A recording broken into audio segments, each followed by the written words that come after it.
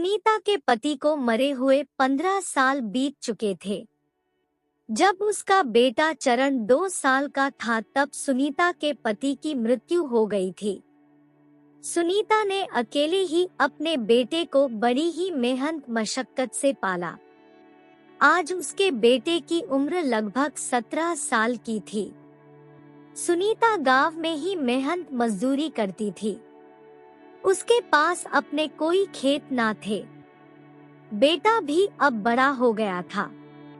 वो भी अपनी माँ का हाथ बाटाना चाहता था और वो ऐसा करता भी था। गांव में जहाँ भी उसे कोई छोटा मोटा काम मिलता वो कर लेता। दोनों प्राणियों की 2 वक्त की रोटी का जुगाड़ हो जाता था। पर जवान होते बेटे के सिर पर एक धुन सवार थी और वो थी इस गरीबी भरी जिंदगी से बाहर आने की। वो चाहता था कि इस गांव से निकलकर कहीं शहर जाकर काम करे। उसने कई बार अपनी माँ से इस बारे में बात की कि वो शहर जाकर कमाएगा तो उनकी गरीबी दूर हो जाएगी। परंतु सुनीता थी कि उसे अपने से अलग करने के विचार से ही वो सहम जाती थी। जब भी चरण शहर जाकर काम करने की बात करता तो सुनीता किसी न किसी बहाने से उसे टाल देती थी। बेचारा चरण मन मार कर रह जाता था। उसके मन में इच्छा थी कि वह शहर जाकर कमाएगा तो 4 पैसे ज्यादा बचेंगे, घर को पक्का करवाएगा, एक गाय खरीदेगा। परंतु माँ के आगे उसकी एक ना चलती। समय अपनी गति से चल रहा था। इस बार गांव में बारिश नहीं हुई। स्थिति ये हो गई कि सारे गांव में फसल का नामोनिशान ना था। माँ बेटे के पास खेत तो ना थे परंतु दूसरों के खेतों में मजदूरी करके जो काम मिलता था वो भी बंद हो गया। बस यूं समझो कि उनको भूखों मरने की नौबत आ गई थी। घर में अन्न का एक दाना ना बचा। ऐसे गुजारा कैसे होता? चरण ने एक बार फिर से अपनी माँ से कहा, माँ मुझे प्रदेश जाने दे, वहाँ पर कमाऊंगा तो हमें भूखा मरना नहीं पड़ेगा। 4 पैसे बुरे वक्त के लिए भी बचा लूंगा। मेरी बात मान और अभी भी वक्त है, मुझे शहर जाकर काम करने दे। परंतु हमेशा की तरह सुनीता ने कहा, बेटा मेरा एक तू ही तो सहारा है, अगर तू भी चला जाएगा तो मैं कैसे जीऊंगी। तू चिंता मत कर, ये तो मौसम की मार है। कुछ ही दिनों में बारिश होगी तो सब ठीक हो जाएगा। तब तक मैं पैसों का कुछ इंतजाम करती हूँ। पड़ोस के गांव में साहूकार लाला है, उससे कुछ रुपए उधार लेकर आता हूँ। जब बुरा वक्त बीत जाएगा तो उसे लौटा देंगे। यह कहकर सुनीता पड़ोस के गांव में रहने वाले साहूकार के पास गई। वो साहूकार बड़ा ही अड़ियल और मक्कार किस्म का आदमी था। जब सुनीता ने साहूकार से कुछ रुपए कर्ज के रूप में मांगे तो साहूकार ने कहा कि कल तो मैं तुम्हें दे दूंगा, परंतु बदले में कुछ ना कुछ गिरवी रखना पड़ेगा, कोई सोने का जेवर या जमीन का कोई टुकड़ा। परंतु गरीब सुगम के पास इन दोनों में से कुछ भी नहीं था। साहूकार ने उसे रुपए देने से मना कर दिया। सुनीता उसके आगे बहुत रोई, गिड़गिड़ाई, उसके पैर तक पकड़ लिए, परंतु साहूकार ने कहा कि बिना किसी गिरवी के वो एक कौड़ी भी किसी को नहीं देता। सुनीता जानती थी कि साहूकार के कोई संतान नहीं है। वो साहूकार को बेटा पैदा होने की दुआएं देने लगी, परंतु साहूकार ने नौकरों से कहकर सुनीता को धक्के देकर घर से बाहर निकाल दिया। बेचारी सुनीता दिन ढलते ढलते अपने घर पहुंच गई। उसने सारी बात अपने बेटे को बताई। चरण कुछ ना बोला, वो खामोश ही रहा। उस रात सुनीता के घर पर चूल्हा तक ना जला। दोनों माँ बेटे भूखे पेट ही सो गए। सुबह तड़के जब सुनीता उठी तो उसने देखा कि चरण घर पर नहीं था। उसने आस पड़ोस में पता किया परंतु कहीं भी चरण का पता ना चला। असल में चरण इस गरीबी और भुखमरी से तंग आकर घर छोड़कर शहर की तरफ भाग गया था। वो जानता था कि माँ उसे कभी शहर नहीं जाने देगी, इसीलिए वो रात के अंधेरे में ही घर छोड़कर चला गया।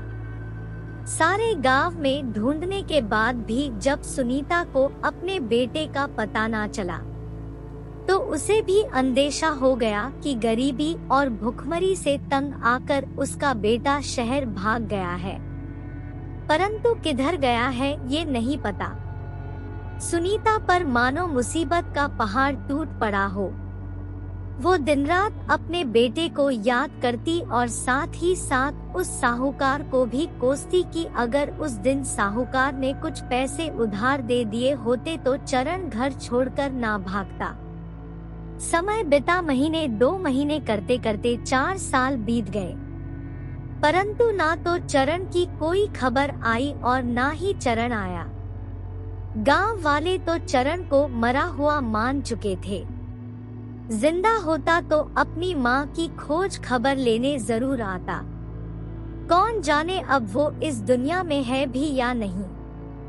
सुनीता पर भी इन बातों का असर होने लगा।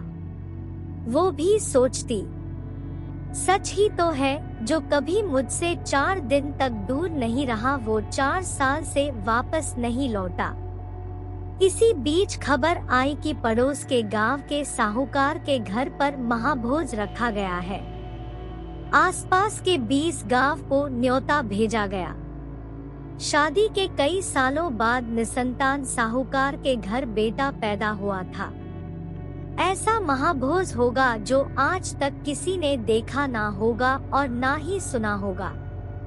2 दिन बाद पूरा गांव या यूं कहीं कि आसपास के 20 गांव के प्राणी साहूकार के महाभोज पर पहुंच गए। सुनीता भी इस महाभोज में आई थी। ये साहूकार वही था जिसने 4 साल पहले सुनीता को कर्ज देने से मना कर दिया था और साहूकार ने उसे धक्के देकर बाहर निकाल दिया था। तब से सुनीता यही मानती थी कि इसी के कारण मेरा बेटा मुझसे दूर हो गया है। इसी ने मेरा जवान बेटा मुझसे छीन लिया।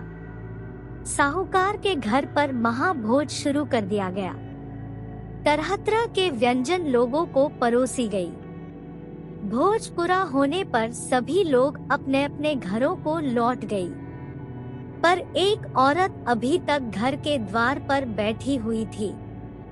ये सुनीता थी। सब लोग जा चुके थे, चारों तरफ सन्नाटा था, परंतु सुनीता अभी तक यही बैठी थी। अचानक साहूकार वहां पर आया। ए बुढ़ी, तू यहाँ पर क्या कर रही है? तुझे खाने को नहीं मिला क्या? मिल गया हजूर तो जाती क्यों नहीं? कहाँ जाऊं सरकार, मेरा कोई घर द्वार नहीं है। आपका हुक्म हो तो यहीं पर पड़ी रहूंगी। पांव भर आटे से मेरा गुजारा हो जाएगा। नौकरी करेगी क्यों ना करूंगी सरकार, बच्चा खिला सकती है। हाँ हजूर, अच्छी बात है, तू आज से यहीं पर रहो। जा घर में देखा जो काम बताएं वही करना। सुनीता को साहूकार पहचान नहीं पाया था। पहचानेगा भी कैसे? इन 4 सालों में ना जाने कितनी ही गरीब औरतों ने उसके आगे हाथ फैलाए होंगे। असल बात ये थी कि सुनीता साहूकार से बदला लेने का मन बनाकर आई थी। उसे लगता जिस तरह साहूकार की वजह से मेरा बेटा मुझसे छीन गया, वैसे ही वो भी साहूकार से उसका पुत्र छीन लेगी। 1 महीना बीत गया। सुनीता इतना तन मन से काम करती कि सारा घर उससे खुश था। सेठानी का मिजाज बहुत ही चिड़चिड़ा था। वह दिन भर खाट पर पड़ी रहती और बात बात पर नौकरों पर झलाया करती, लेकिन सुनीता उसकी खुड़कियों को भी खुशी से सह लेती थी। सुनीता को खास तौर पर बच्चों को संभालने का काम दिया गया। बच्चा सुनीता से इतना हिल मिल गया कि एक क्षण के लिए भी उसकी गोद से ना उतरता। वह कहीं एक क्षण के लिए चली जाती तो रो रो कर दुनिया सिर पर उठा लेता। वह सुलाती तो सोता, वह दूध पिलाती तो पिता, वह खेलाती तो खेलता। उसे ही अपनी माता समझता था। सुनीता ही उस बच्चे का पूरा संसार थी। बाप तो दिन भर बाहर रहता और माँ आलस्य की मारी थी। उसे गोद में लेकर टहल भी ना सकती थी। केवल सुनीता ही थी जो उस बच्चे की स्वभाव को जानती थी। एक बार सुनीता ने सेठानी से कहा कि लल्ला के हाथों में चांदी के कंगन पहनवा दो। मालकिन ने कहा 10-20 रुपए से कम तो ना आएंगे। इतने पैसे कहाँ से लाएंगे? सुनीता ने हैरानी से पूछा, ये आप कैसी बात करती है मालकिन? और नहीं तो क्या ऐसी कमाई में बरकत नहीं होती? जब भी पैसे आते हैं कोई ना कोई नुकसान हो जाता है। बार बार मना कर चुकी हूँ कि घर में हराम की कौड़ी मत लाया करो, लेकिन मेरी सुनता ही कौन है। बात ये थी कि सुनीता को अब बालक से स्नेह होता जा रहा था। उसके अमंगल की वह कल्पना भी ना कर सकती थी। अपने सर्वनाश की बात याद करके उसे साहूकार पर क्रोध आता और फिर घाव हरा हो जाता। इसी बीच बरसात का मौसम आ गया। ये मौसम छोटे बालकों के लिए एक बुरी भला ही है। एक दिन सुनीता अपने घर चली गई। बच्चा रोने लगा तो सेठानी ने नौकर को दिया। सुनीता जब वापस लौटी तो बच्चे को सर्दी हो चुकी थी। आधी रात को बच्चे की तबीयत बिगड़ने लगी तो सुनीता का कलेजा सनसा रह गया। बच्चे की माँ और सुनीता दोनों ने बच्चों की देखभाल की, या यूं कहीं कि सुनीता की तपस्या नहीं बालक को बचाया। लेकिन 3 दिन में वो इतना दुबला हो गया था कि उसे सुनीता को चिंता होने लगी। माता पिता तो सो जाते परंतु सुनीता की आंखों में नींद ना थी। वह तो खाना पीना तक भूल गई थी। बच्चे की भलाई लेती, देवताओं से मनौती करती। बिल्कुल पागल सी हो गई थी वो। ये वही सुनीता थी जो अपने सर्वनाश का बदला लेने आई थी। अपकार की जगह पर वह उपकार कर रही थी। विष पिलाने आई थी पर सुधा पिला रही थी। सुबह का समय था। साहूकार ने सुनीता से कहा, तुमने तो देवी बनकर हमारे घर का कष्ट निवारण कर दिया है। तुम्हारे ही पुण्य प्रताप से हमारा बच्चा अब स्वस्थ होने लगा है। सेठानी ने कहा, सच ही सुनीता, तुम ही इसकी असली माता हो। मैं तो राक्षसी हूँ। दोनों ही सुनीता के उपकार के तले दबे हुए थे। अब सुनीता को साहूकार और उसकी पत्नी पर दया आने लगी थी। सुनीता के सिवा भाव से कुछ ही दिनों में बच्चा फिर से तंदुरुस्त हो गया। सुनीता 2-3 दिन की छुट्टी लेकर अपने घर पर गई। एक रात अपने घर में बिताने के बाद अगली सुबह जब वह उठी तो देखा दरवाजे पर उसका बेटा चरण खड़ा था। सुनीता ये देखकर बहुत ही हैरान भी थी और खुश भी। इतने समय बाद बेटे को देखकर उसकी आंखों में आंसू आ गई। बेटे ने बताया कि नगर में उसने काम तो बहुत से किया परंतु गुजारे लायक ही कमाई कर पाता था। सुनीता खुश थी कि उसका बेटा वापस लौट आया था। अगली सुबह वो अपने बेटे को लेकर साहूकार के पास गई। आज उसने साहूकार को वो सच भी बता दिया कि क्यों वह साहूकार के घर में आई थी। सच्चाई जानकर साहूकार को अपने कर्मों पर पछतावा होने लगा और सुनीता के बड़पन को देखकर वो हैरान भी था। उसने सुनीता को वायदा किया कि वह जरूर ही उसके बेटे को काम धंधा शुरू करने में सहायता करेगा। और ऐसा हुआ भी। साहूकार का अब हृदय परिवर्तन हो चुका था। एक माँ की ममता और दया भाव ने उसके पत्थर जैसे निष्ठुर हृदय को भी मोम की तरह पिघला कर रख दिया था। सुनीता और उसका बेटा अब गांव में ही रहकर अपना जीवन बिताने लगे थे। साहूकार भी अब जरूरतमंद लोगों की सहायता करने से पीछे न हटता था।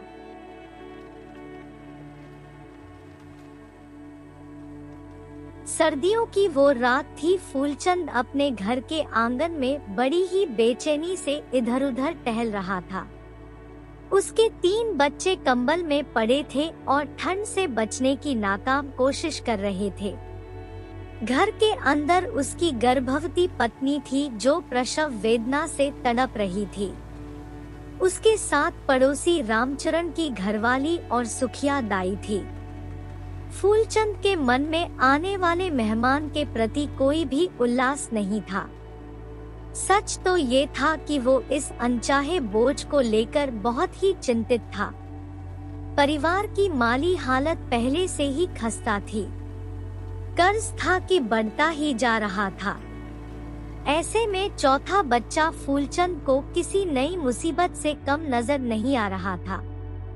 लेकिन समय के आगे तो बड़ों की नहीं चली तो फूलचंद की क्या बिसात थी। तभी प्रतीक्षा की वो लंबी घड़ियां खत्म हुई। काफी देर बाद सुखिया दाई बाहर निकली। फूलचंद ने डरते डरते पूछा, सब ठीक तो है ना? दाई ने कहा, हाँ लड़का हुआ है। मगर फूलचंद व्यग्र हो उठा। क्यों, क्या हुआ? अब मैं क्या कहूँ? तुम खुद ही जाकर देख लो। इसके बाद सुखिया दाई तो चली गई, लेकिन फूलचंद की उलझन और भी ज्यादा बढ़ गई। ऐसी क्या बात है जो सुखिया दाई ने मुझे नहीं बताई? कहीं बच्चा मरा हुआ तो नहीं है? मगर ये बात होती तो सुखिया मुझे जरूर बताती। कुछ देर बाद रामचरण के घरवाली भी यह कहकर चली गई कि कोई दिक्कत हो तो बुला लेना। अब फूलचंद को अंदर जाने में कोई रुकावट नहीं थी। वह धड़कते दिल से अंदर घुसा। उसकी पत्नी सरना अधमरी सी हालत में चारपाई पर पड़ी थी। बगल में एक शिशु भी लेटा हुआ था।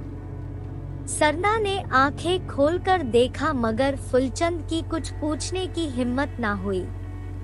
हाँ, उसकी आंखों में कुंदती हुई जिज्ञासा को सरना ने अपने आप ही पहचान लिया। उसने शिशु के मुंह से कपड़ा हटा दिया और आंखें मूंद ली। आंखें तो फूलचंद की भी एक बार खुद के खुद मूंद गई। सामने दृश्य ही ऐसा था। नवजात शिशु का चेहरा सामान्य शिशुओं के जैसा नहीं था। माथा अत्यंत शंकरा और लगभग तिकोना था। आंखें छोटी छोटी और कनपटियों तक फैली हुई थी। कान भी असामान्य रूप से लंबे थे। सबसे विचित्र बात तो ये थी कि शिशु का ऊपरी होंठ था ही नहीं। हाँ, नाक अत्यधिक लंबी होकर ऊपरी तालू से जा लगती थी। फूलचंद जड़ सा खड़ा था और बोला, ये कैसी माया है? हुआ ही था तो अच्छा भला होता, नहीं तो जन्म लेने की ही क्या जरूरत थी। मुझ पर हालात की मार पहले ही क्या कम थी जो ये नई मुसीबत मेरे सिर पर आ पड़ी। क्या होगा इस बच्चे का? अपना यह कुरूप लेकर इस दुनिया में यह कैसे जिएगा?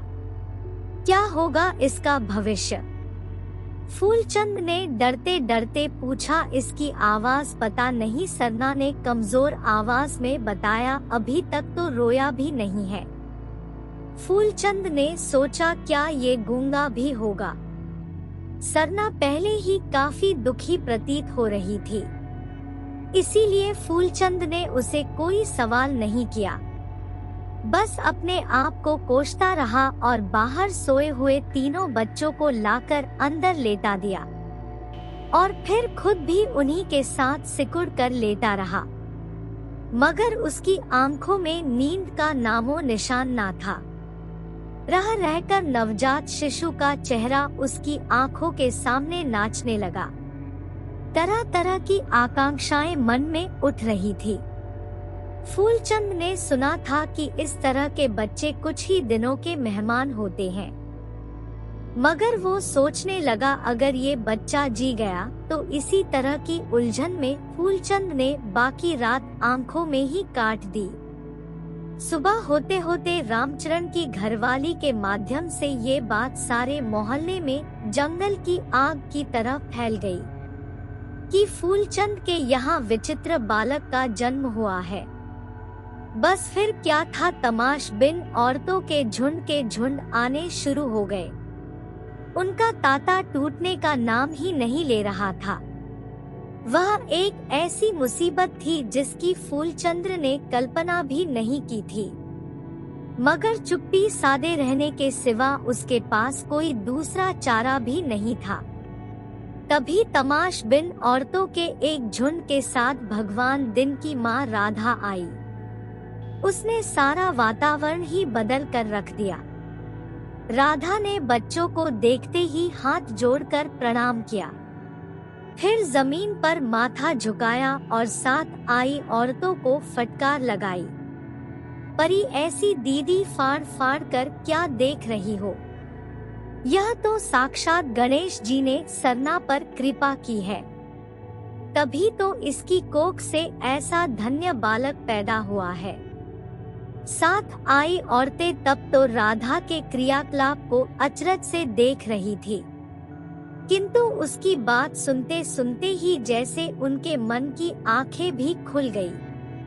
सबने शिशु को प्रणाम किया, सरना की कोख को सरा और हाथ में जो भी सिक्का था वही चारपाई के सामने अर्पित करने के बाद जमीन पर माथा टेक दिया।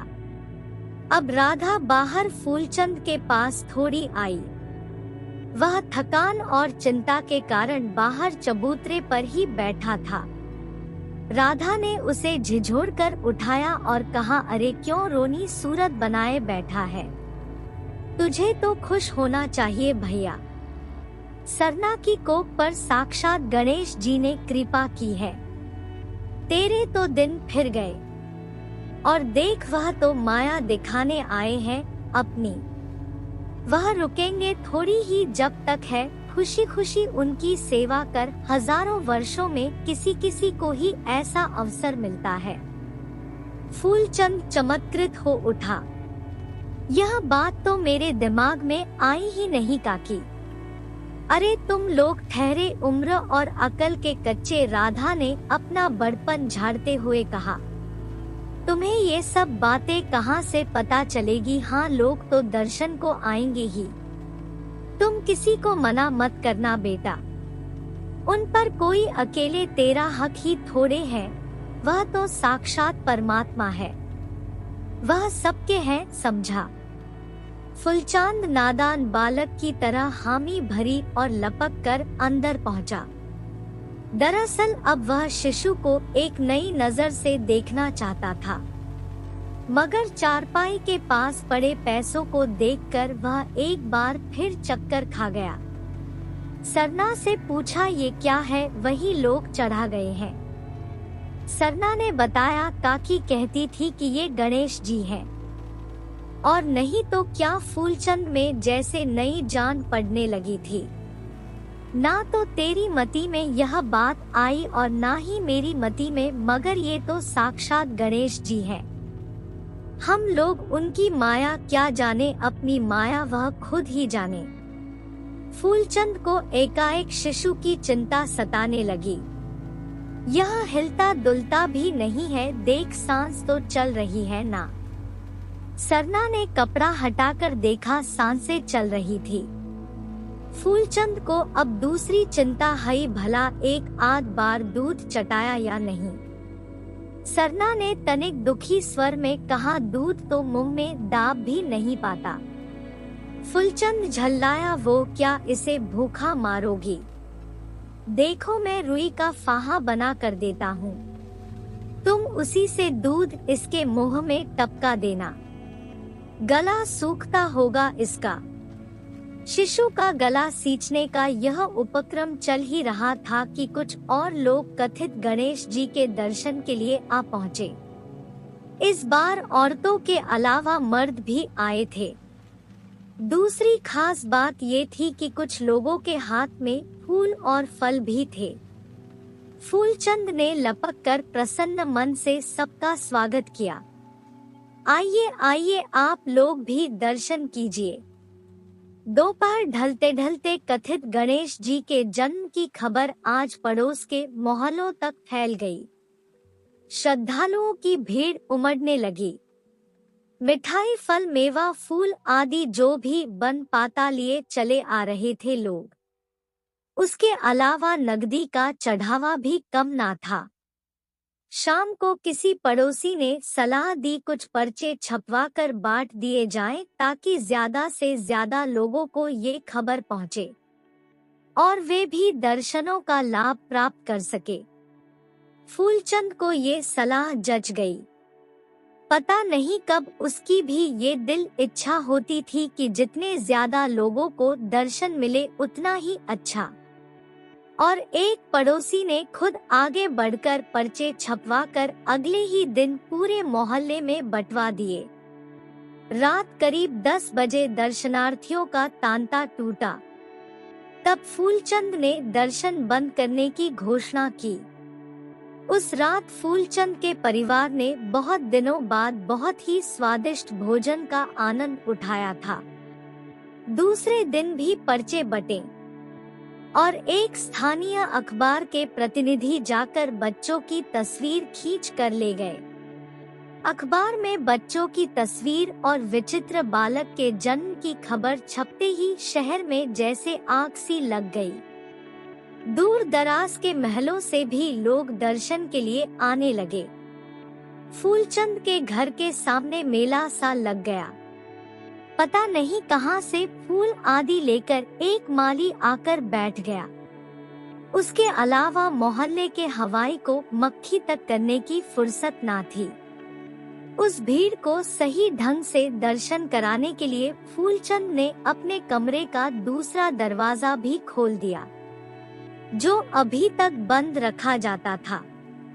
अब लोग कतार बांधकर एक दरवाजे से अंदर आते थे और दर्शन करके दूसरे दरवाजे से बाहर निकल जाते थे।